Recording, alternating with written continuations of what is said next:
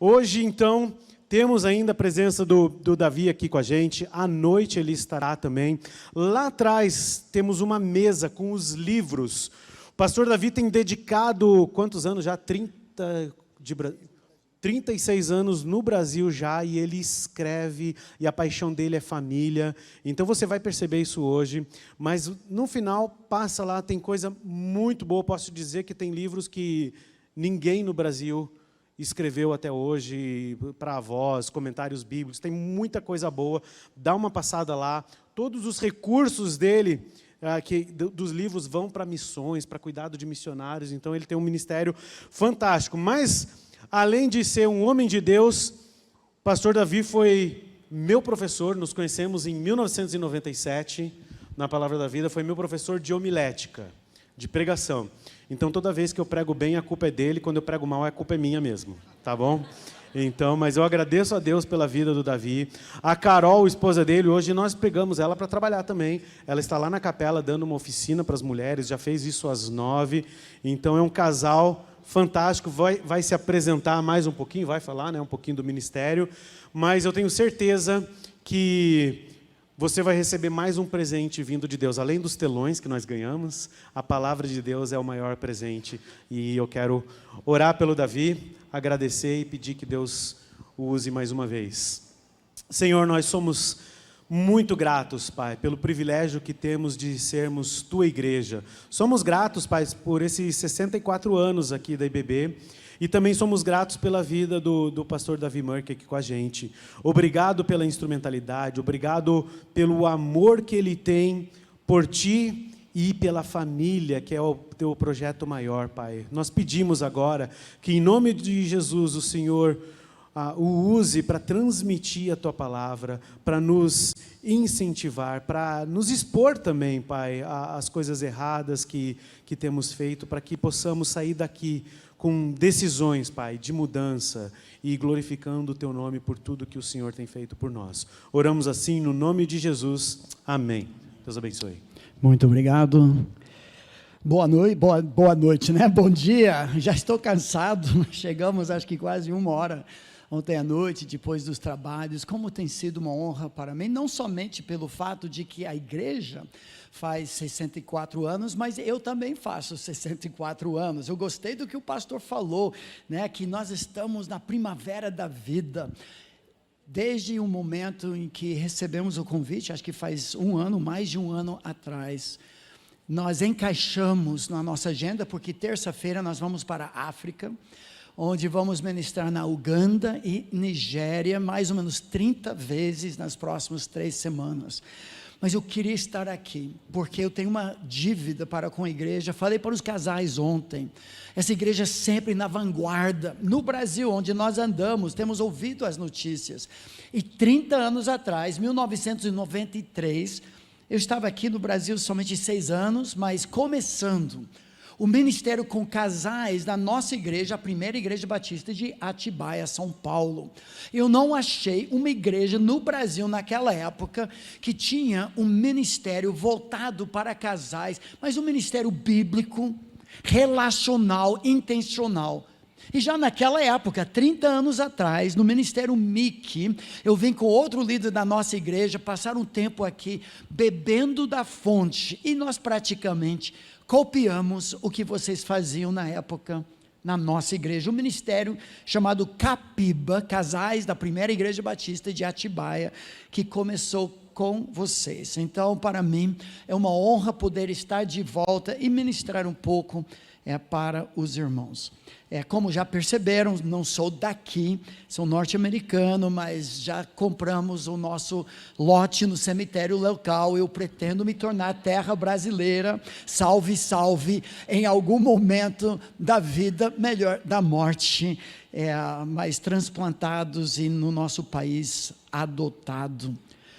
Nesses dias, o tema escolhido, muito apropriadamente, é uma família saudável, não somente a família nuclear, mas a família de Deus, uma igreja, uma família, que tem importância para Deus. Trabalhamos um pouco com os adolescentes, a importância do namoro, noivado, sendo puro, seguindo as diretrizes bíblicas, porque Deus é o Criador da família.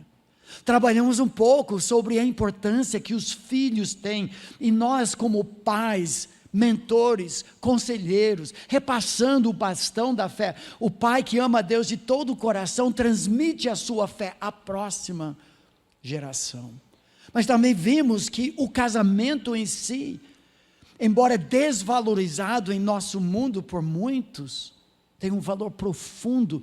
E nós traçamos desde Gênesis, o primeiro capítulo da Bíblia, alguns que tiveram ontem, nós aprendemos 2 gestos para representar a importância que a família tem para espelhar e espalhar a glória de Deus ao redor do mundo. Mas Deus começa a falar em Gênesis capítulo 1, quando disse, Elohim, o nosso Deus majestoso, Criador, façamos nós, o homem, a nossa imagem, Deus Pai, Deus Filho, Deus Espírito Santo, a nossa semelhança, criou Elohim, pois o homem, a sua imagem, a imagem de Deus, o criou, homem e mulher, os criou. A unidade em diversidade do casal casado já serve como reflexo da glória de um Deus que existe em família, a família trinitariana, Pai, Filho, Espírito Santo. Por isso, de Gênesis, deixa o homem pai e mãe, ou seja, o casamento faz laços mais fortes que o próprio DNA que nos identifica. Deixa papai e mãe, de onde você herdou o seu DNA, cola-se, gruda-se em sua esposa, tornando-se os dois em uma só carne. 2 em 1. Refletindo 3 em 1.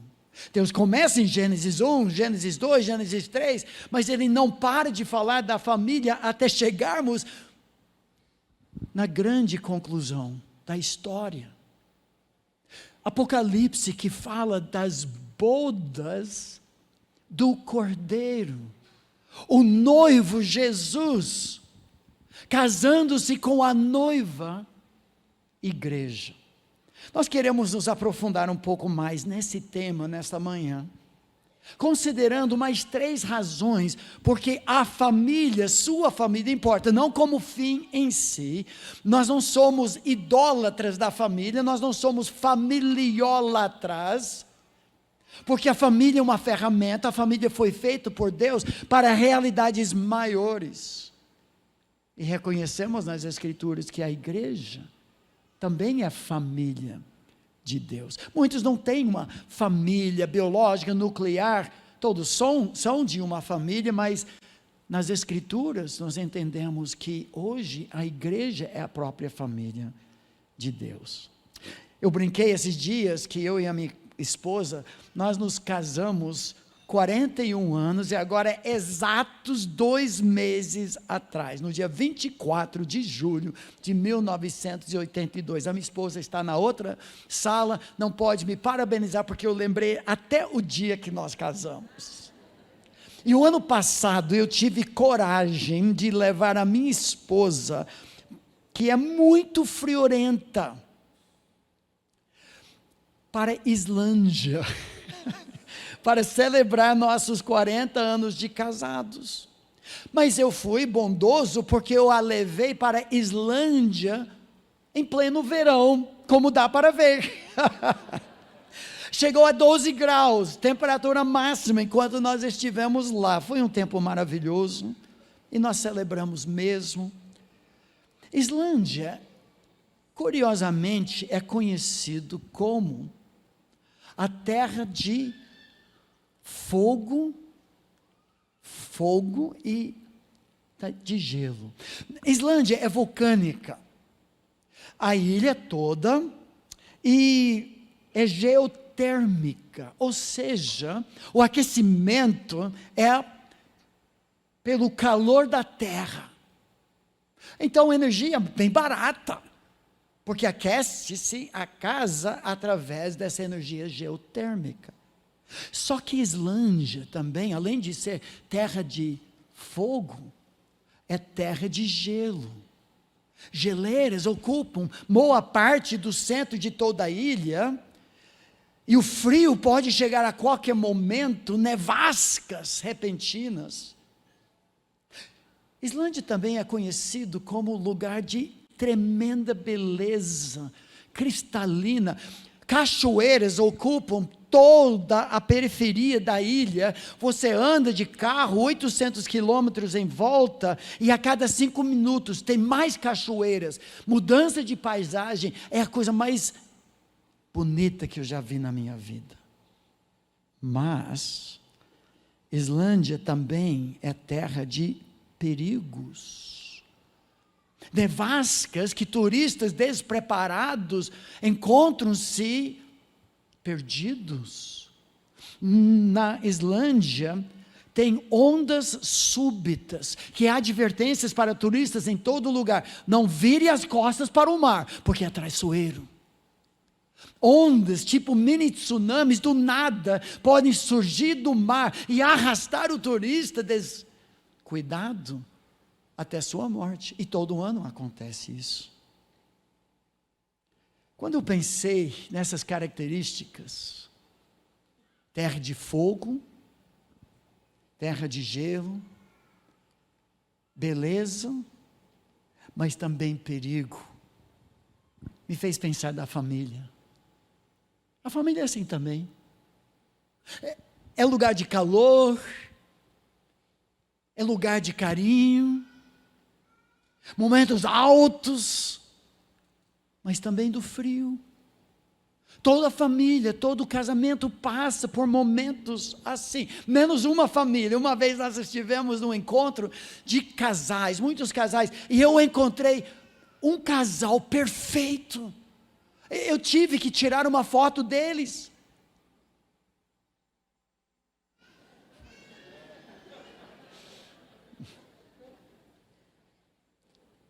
Meus amigos, você sabe, na sua família, no seu casamento, para os casados, não tem nenhuma família perfeita, nem a família do Shrek era assim.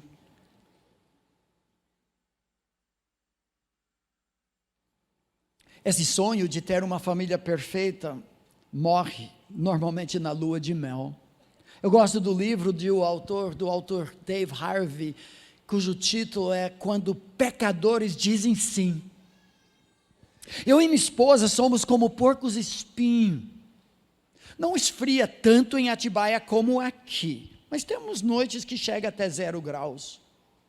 Eu confesso, nesses momentos eu quero chegar bem juntinho da minha esposa, para nos aquecer, só que, como porcos espinhos na mesma toca, inevitavelmente, pecadores que nós somos, e pecadores sabem o que fazem. Caçadores, caçam. Pescadores, não, pescadores mentem, mas também, pescadores pescam, e pecadores pecam. E o pecado dói, machuca. E normalmente machuca as pessoas mais próximas. Eu chego juntinho da minha esposa e levo alfinetadas, eu também dou. A vida familiar é assim. Infelizmente, alguns casais despreparados, talvez como turistas lá da Islândia, quando descobrem que a sua família não será perfeita, que tem tempestades, tem desertos, tem tormentos, tem dificuldades, isso é normal, mas pulo fora do barco. Não foi isso que eu assinei. Nós temos que aprender a lidar com isso. Graças a Deus, pela graça de Deus, o texto bíblico de Lamentações que diz isso, quero trazer à memória o que me pode dar esperança.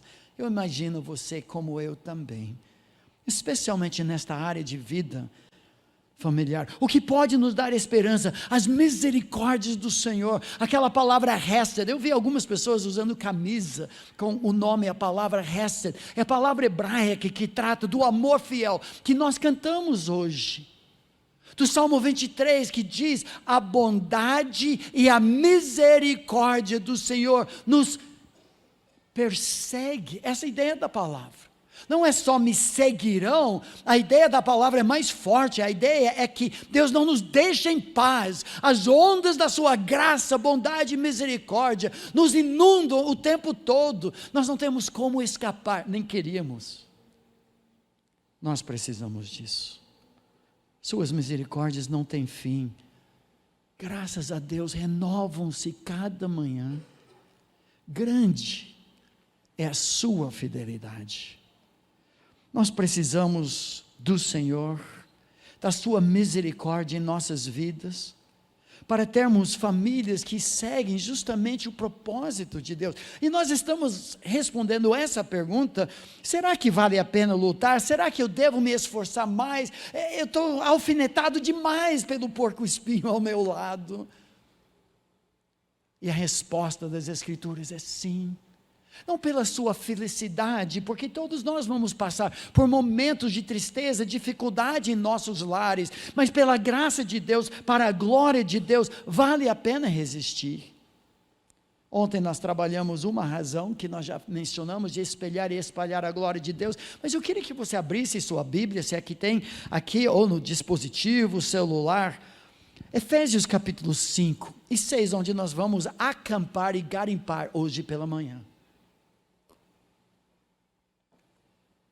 Efésios capítulo 5 é o maior texto da Bíblia que fala sobre papéis no lar. E aqui nós encontramos uma razão porque a família é tão importante. Hoje à noite vamos responder a pergunta: para que a família existe? Mas primeiro, por que Deus criou a família afinal? E a primeira resposta que encontramos nas Escrituras é que o lar, a família, constitui a principal metáfora bíblica para descrever o que é a igreja.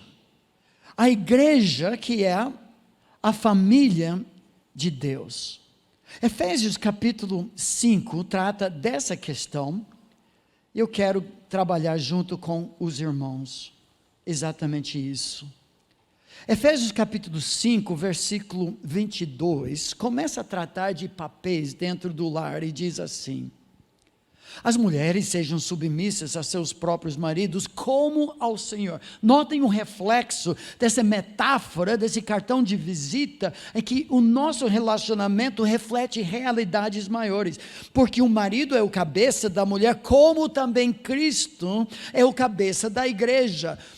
A maneira como a mulher se relaciona com seu marido ilustra para o mundo como a igreja alinha-se debaixo do seu protetor e pastor Jesus, sendo esse mesmo o salvador do corpo. Como porém a igreja está sujeita a Cristo, assim também as mulheres em tudo submissas a seus maridos. Ele fala 3 versículos para as mulheres, não é nada fácil, porque o Espírito de Deus reverte a tendência natural da mulher desde Gênesis 3, mas agora ele fala 9 para o homem. Preparem-se, meus colegas. Olha versículo 25. Maridos, amai vossas mulheres, como também Cristo amou a igreja, e a si mesmo se entregou por ela. O amor se marca pelo auto-entrega, auto-sacrifício. Por que Jesus fez isso? Olha o versículo 26, para que a santificasse, tendo-a purificado por meio da lavagem de água pela palavra. Jesus banha a sua igreja noiva na palavra, e o marido bíblico faz isso, para apresentar a si mesmo igreja gloriosa, sem mácula, nem ruga, nem coisa semelhante, porém santa e sem defeito. Assim também os maridos devem amar as suas mulheres como a seus próprios corpos, o que Jesus fez com a igreja. Quem ama a sua esposa, a si mesmo se ama, porque ninguém jamais odiou a sua própria carne, antes a alimenta e dela cuida, como também Cristo o faz com a igreja, porque somos membros do seu corpo. 11 vezes nesse texto, até o final, capítulo 6, versículo 9, relaciona a miniatura, o vislumbre, o espelho, o reflexo, o casamento e depois relacionamento, os pais, filhos, refletem verdades maiores. A igreja, a família, É a maior metáfora para descrever os relacionamentos de Deus com seu povo. Ontem nós vimos com vários casais aqui, que em primeiro lugar a família é importante porque espelha e espalha a glória da imagem da Trindade. Mas agora Paulo vai além. Ele chama isso de um mistério. Olha o versículo 31 e 32. Paulo cita Gênesis capítulo 2, quando ele diz: eis porque deixará o homem a seu pai e a sua mãe, ou seja, o relacionamento exclusivo entre um homem e uma mulher, se una a sua esposa, a palavra de aliança, você assume diante de Deus e testemunhas um compromisso até que a morte os separe, porque só assim você vai refletir a fidelidade de Yahweh. Jeová, Javé, nosso Deus fiel. E se tornarão os dois ao longo da vida, pela consumação sexual, um ato puro, reservado e criado por Deus, um selo da aliança para mostrar: não, esse cara realmente deixou terceiros, realmente uniu-se com a sua esposa e ela com ele, e agora Deus dá prazer sexual para esse casal celebrar, ao ponto que Deus, o criador desse prazer, não o diabo, exige que o casal casado celebre, vez após vez, ao longo de todo o seu casamento, através da relação sexual, os seus votos. Depois Paulo diz algo estranho. Ele fala: grande é este mistério. Espera aí, Paulo, você acabou de citar Gênesis, tem milhares de anos, nós sabemos disso. A família é uma metáfora que Deus usa para expressar relacionamentos intratrinitarianos e Deus com seu povo. Isso já sabemos. Não, eu estou falando algo novo, gente. Grande é este mistério. Quando eu falo disso, eu estou falando que sua família importa, porque representa a família de Deus. Você mostra para o mundo temporariamente. Infelizmente, o nosso casamento, diferente do curso popular Casados para Sempre, nosso casamento não é para sempre. Espero que não seja boas novas para você. O nosso casamento é para essa vida. O seu casamento tem importância porque está apontando para aquele. O dia que Jesus celebrará outra vez a ceia, justamente nas bodas dele, em que todo o casamento humano chegou à sua plena realização, consumação, em que agora o casamento vai ser com o noivo, e nós, a noiva de Jesus, não precisaremos mais da figura, da metáfora, porque será para sempre o casamento, para qual todo casamento humano aponta. Seu casamento importa? Como importa? Ao mesmo tempo, percebemos ao longo das Escrituras, como a igreja é a família de Deus, famílias saudáveis, igrejas saudáveis, Deus nosso Pai, Jesus o noivo, a igreja a noiva, líderes espirituais com funções como pais, outros cristãos, mesmo que nós só nos encontramos pouco tempo antes, mas porque você está em Cristo, você é meu irmão, e você é minha. E alguns mais velhos são como pais. Oh, desculpa, pastor. Eu não falei com a senhora, não. Eu nunca encontrei com muitos de vocês, mas já se percebe, nós somos uma família. Ah, meus irmãos, a família importa, porque a igreja importa, e se essa é a verdade, nós precisamos proteger a família e a família de Deus.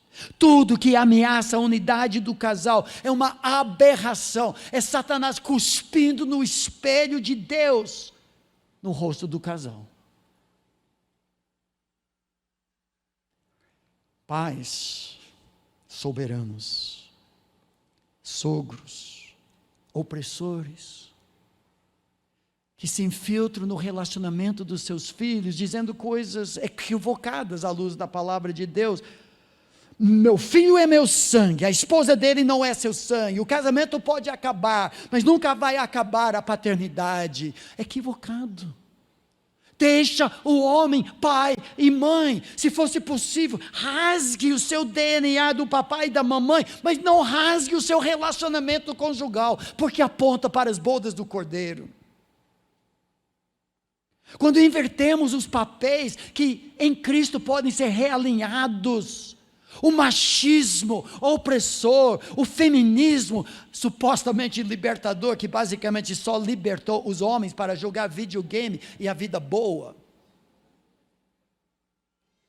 E homens não deixam de ser líderes servos, protetores, pastores, servindo a sua família. Que mulher não queria alinhar-se debaixo de um homem assim? Quando permitimos que terceiros, sejam hobbies, seja celular, numa noite romântica, e cada um na sua, sejam os filhos, ou o ministério. Temos pessoas que se escondem um do outro dentro da própria igreja. Não podemos deixar isso nos afastar um do outro. Ira não resolvida é outro sintoma, justamente, do afastamento. Paulo diz, alguns versículos antes: irai-vos às situações que demandam uma justa indignação, mas não pode nem continuar por muito tempo, e não pequeis, não se ponha o sol sobre a vossa ira. Isso não dá desculpa se você mora na Islândia, onde tem meses em que o sol não se põe, para guardar a sua ira. Então, eu tenho até março. Não é isso. Ele diz: nem deis lugar ao diabo, porque o diabo aproveita essas brechas para nos afastar da nossa união. Isso não pode. Essa primeira razão, mas tem mais nesse mesmo texto, só que alguns versículos antes. Apertem seus cintos. Olha para Efésios 5:18. A segunda razão, à luz das Escrituras, porque a família importa, é porque o lar constitui a evidência principal da chamada plenitude do Espírito. Deixa eu defender essa tese, à luz da Bíblia. Não do meu achômetro, eu acho, eu penso. O reavivamento verdadeiro que muitos desejam não se vê no púlpito. Não me chama homem de Deus até passar uma semana ou um mês na minha casa. Ver como eu trato a minha esposa, como tratava nossos 6 filhos, como eu trato hoje meus 21 netos. Pasmem, é verdade. Uma já está com o Senhor. Veja se eu chuto o meu cachorro quando estou irritado. Em casa. De Deus não se zomba, não se brinca. Deus quer trabalhar a realidade de dentro para fora. As Escrituras ensinam isso. Não é na oba-oba, no louvorzão, campanhas, evangelização, jejum e tudo mais. Nada contra. Mas o lugar onde a máscara dourada cai, que muitas vezes seguramos diante de outros, graça e paz nos lábios, acabamos de brigar com nossa mulher no carro, graça e paz, graça e paz, graça e paz. Não, Deus quer trabalhar de dentro para fora. Se o Espírito de Deus me controlar, os resultados têm que ser vistos no lar. Eu vamos ver da fé cristã. Vemos isso em Efésios 5, olha para o versículo 18, bem conhecido. Eu tive que pregar em 35 minutos no primeiro culto, mas falaram que aqui eu posso terminar 2 horas da tarde, é isso, pastor? Efésios capítulo 5, 18, é tão conhecido. E não vos embriagueis com vinho, um elemento estranho, externo, que entra na minha vida e transtorna a minha vida, controla pelo descontrole. Eu via isso na minha infância, quando meus pais tentaram afogar grandes problemas financeiros no álcool, só para descobrir que aqueles problemas sabiam nadar, e muito bem. E era um caos na nossa família, personalidades transtornadas, e realmente uma infância e adolescência muito sofrida para mim. Mas ele diz, no qual a dissolução, descontrole, mas para os efésios, que tinham até orgias e bebedices, em honra aos seus antigos deuses e deusas, em Cristo a coisa é diferente. Enchei-vos do Espírito. Esse é um reavivamento verdadeiro, em que o Espírito Santo, uma pessoa externa, entra na minha vida, na minha conversão, e transtorna, ou melhor, transforma a minha personalidade, o meu temperamento. O homem outrora explosivo, mas eu tenho sangue italiano. Isso não é desculpa. O Espírito até pode diluir o sangue italiano ou espanhol também, para fazer um homem manso, tranquilo. Enchei-vos é uma ordem no tempo presente. Se você não está controlado agora pelo Espírito Santo, você não é cheio do Espírito. E não vem com essa oração: Senhor, se for da tua vontade hoje, me enche. É a vontade dele, é uma ordem. Você tem que estar cheio. Mas o que isso significa? Nós vamos ver isso agora. Mas antes, com um dedo em Efésios 5, vire 2 quarteirões à direita na sua Bíblia. Colossenses, capítulo 3, 16, é o texto paralelo. Efésios e Colossenses são epístolas irmãs. Você sabe o que é uma epístola, né? Não é esposa de apóstolo, é outra coisa. Epístola é uma carta antiga, com um certo tamanho, e Paulo escreveu Efésios e Colossenses da prisão de Roma, para essas duas igrejas. Em Efésios ele fala muito do corpo de Cristo, do qual ele é o cabeça. Colossenses muda a ênfase e fala muito do cabeça do corpo, que é Cristo. Mas na mesma altura, encontramos textos quase iguais, só que com uma leve diferença. Efésios fala da plenitude do Espírito, mas olha o que Colossenses diz: habite ricamente em vós, não o Espírito de Cristo, mas a palavra de Cristo. É uma ordem do tempo presente, que traz a ideia de fazer a morada, ficar à vontade, tanto nos quartos, na cozinha, no closet da sua vida, a palavra focada em Cristo. Agora, o que eu fico até arrepiado quando eu percebo nesse texto, é como o Espírito de Deus, que é o autor da palavra de Deus, maior best-seller da história do mundo, conforme o livro de recordes mundiais Guinness, para controlar, transformar, melhorar o povo de Deus. Quando se compara os resultados disso, qual é a nossa surpresa ao descobrir que os mesmos resultados da plenitude do Espírito em Efésios são os resultados da plenitude da palavra em Colossenses, e a ênfase em ambos os textos é uma família cheia da palavra, controlada pelo Espírito. Esse é o reavivamento verdadeiro, ou seja, os maiores resultados, as maiores evidências de uma vida cheia do Espírito Santo se vê em casa. Rapidamente, olha comigo em Colossenses 3, quando diz: habite ricamente em vós a palavra de Cristo. Olha os resultados: instruí-vos e aconselhai-vos mutuamente em toda a sabedoria. Edificação mútua. Uma pessoa controlada pela palavra e pelo Espírito, quando abre a boca, edifica, não detona, não corta, não minimiza as pessoas. Número 2, louvando a Deus com salmos e hinos e cânticos espirituais. Um louvor brota do coração de alguém permeado pela palavra. 3, com gratidão em vossos corações, e tudo que fizerdes, seja em palavra, seja em ação, fazei-o em nome do Senhor Jesus, dando por ele graças a Deus Pai.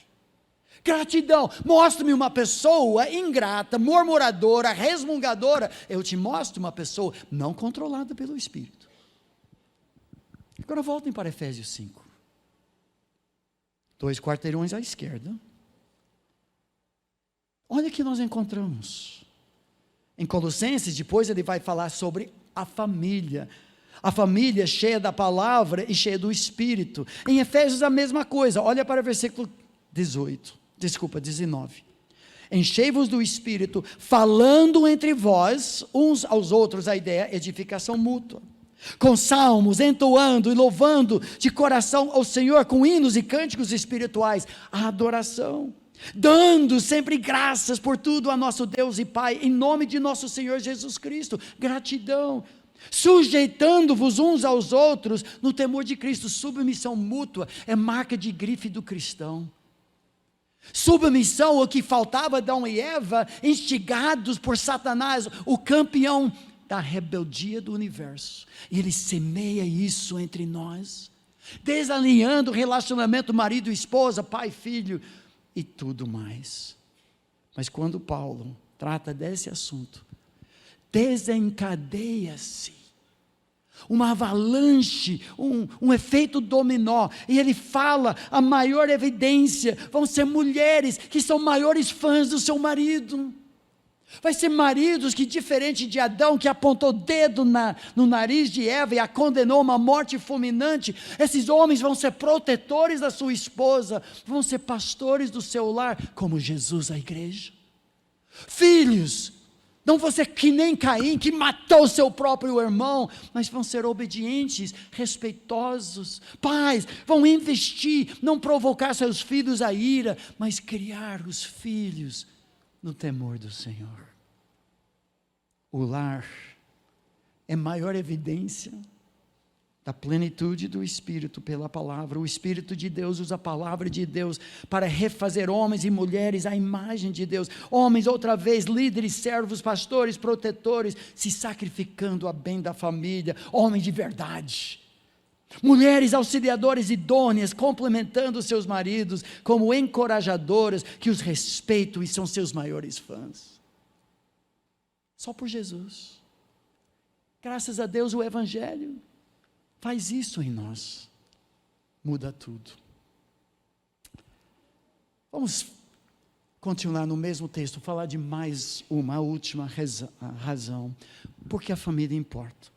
Esse argumento é meio pela porta dos fundos, mas está no mesmo texto. Olha para Efésios 6, interpretado contextualmente, versículo 10.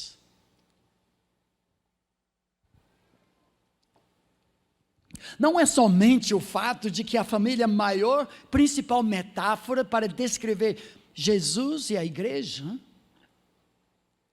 Não é somente o fato que é a maior evidência de uma pessoa realmente controlada pelo Espírito, mas é também o lugar onde Satanás mais ataca hoje.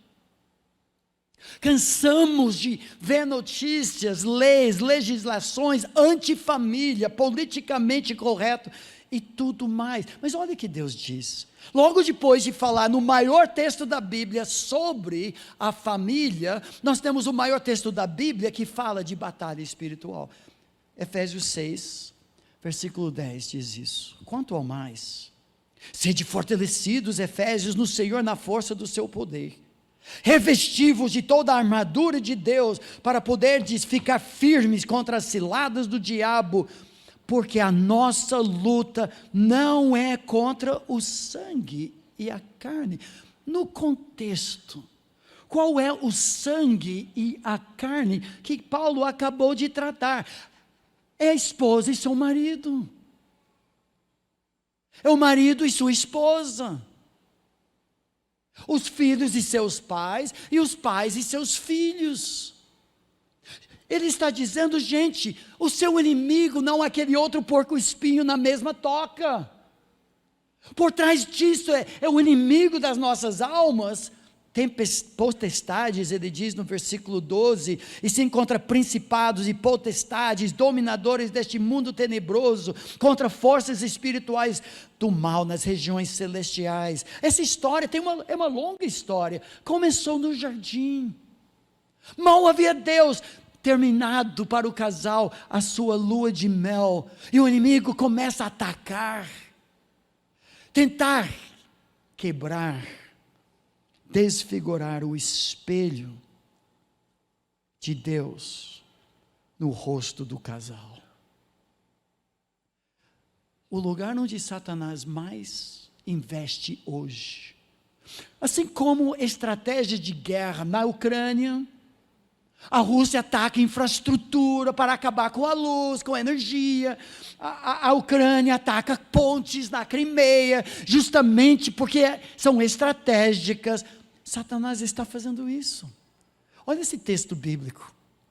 Nós dois a gente termina. Satanás odeia o casamento e a família.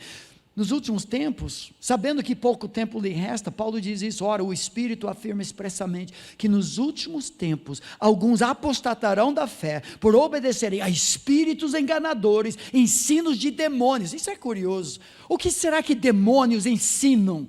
Qual seria o currículo do seminário do inferno? A resposta: proíbem o casamento. O que tem a ver? Tudo! Se o casamento foi feito por Deus para espelhar e espalhar a sua glória, se o casamento e a família refletem o amor de Jesus para com sua igreja, se a família reflete a própria trindade que Satanás odeia, a unidade em diversidade, ele quer confundir tudo isso. Ele vai promover unidade em unidade, não diversidade. Ele vai promover uniões que não produzem filhos. Ele vai encorajar casaizinhos a desfrutar dos plenos prazeres sexuais sem casarem. Ele vai encorajar casais a não terem filhos, que representam a imagem de Deus. Sabe o que Paulo também fala? Esses falsos profetas que parecem lobos vestidos de ovelha, é necessário que eles sejam silenciados. Ou seja, cala a boca. Estão arruinando famílias inteiras, ensinando coisas que não devem, e tudo por ganância, para influenciar mais pessoas, ter mais seguidores nos seus canais, nas suas mídias, e falam tudo que Deus fala o contrário. Fujamos disso. Irmãos, a família tem grande valor, não é o centro, aponta para outras realidades.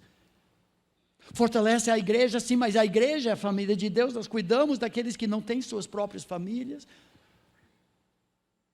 Mas temos que entender, em tudo isso, não podemos fazer o jogo do diabo. Não podemos voltar a ser Adão apontando o dedo no nariz do outro. Seja uma esposa, seja marido. Quando fazemos isso, nós parecemos o diabo, o acusador. Não faça isso. Em momentos de conflito conjugal, nós precisamos ser que nem Jesus, que assumiu sobre si a nossa culpa. Talvez você entrou aqui sem conhecer Jesus desse jeito. Nunca se viu diante do abismo do inferno com o peso do pecado nas suas costas, para tomar um passo de fé sobre Jesus e só Jesus. Não boas obras, não batismo, não catequismo, não esmola, não obras sociais. Jesus e só Jesus. Ele recebe toda a glória. Jesus, salva-me! E quando largamos tudo em que dependemos e tomamos um passo de fé sobre o abismo do inferno, Jesus nos pega e nós nascemos de novo.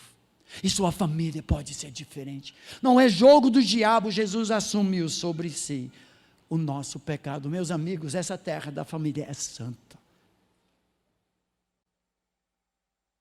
A família existe para espelhar e espalhar, não a nossa glória, nem a nossa felicidade, mas a glória de Deus. Que Deus abençoe a sua família.